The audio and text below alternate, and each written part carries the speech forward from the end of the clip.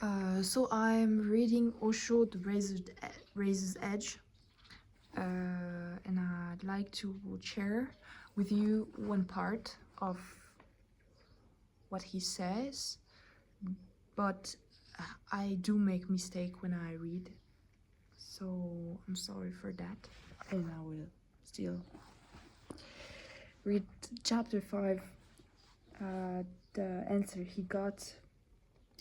And chapter 5 is called Existing Love's Imperfection. So, it is time you realize that whenever I do something, I do it totally. I don't hold anything back. And that's my message to you too. Do things with your whole heart, with as much intensity as you're capable of. Anything done half-heartedly never brings joy to life. It only brings misery, anxiety, torture, and tension, because whenever you do anything half-heartedly, you're dividing yourself into two parts, and that is one of the greatest calamities that has happened to human beings. They are all split. The whole past has given you only one heritage, and that is schizophrenia. The misery in the world is not surprising. It is natural outcome of our living always half-heartedly, doing everything only with one part of our being, while the other part is resisting, opposing, and fighting.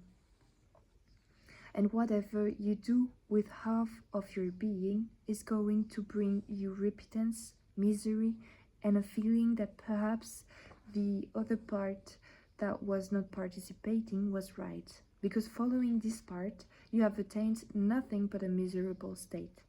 But I say unto you, if you had followed the other part, the result would have been the same.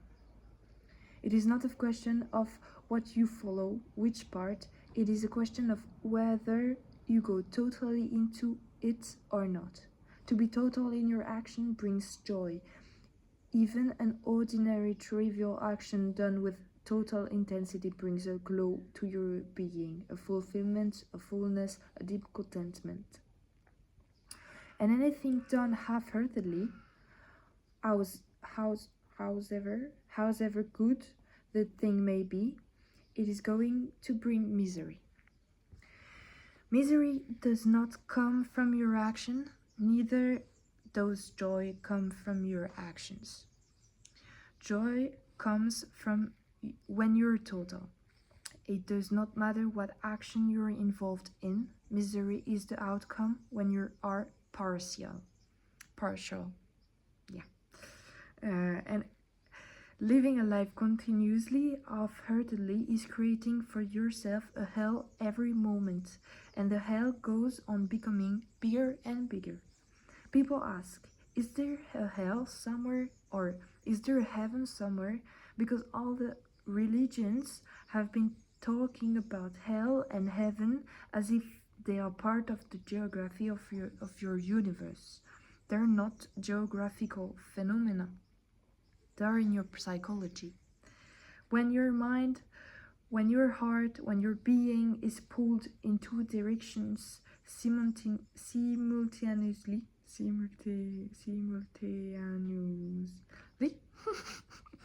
you're creating hell.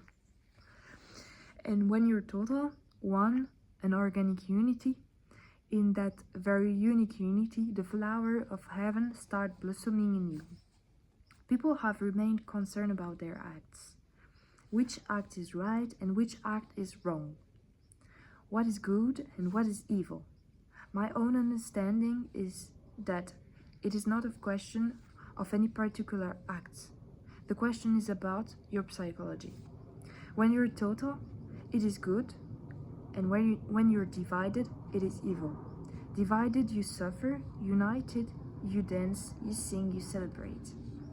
You're saying, since then, this is the part I haven't read, but since then there has been a giggling fellow walking around in his old clothes, looking for his house, using my name. Shall I let him cheer our secret? Everything has to be cheered. there should be no secret. To have secret is to have wound. One should live without any secrets. One should live without hiding anything. One should open one's heart to the wind, to the sun, to the rain. One should not ask whether the person deserves it or not. It is none of your business. If existence accepts that person, gives him life, what more can you give? If existence allows him, then who are you to prevent him from knowing something? And then he shared a Tibetan parable. But I'll stop there.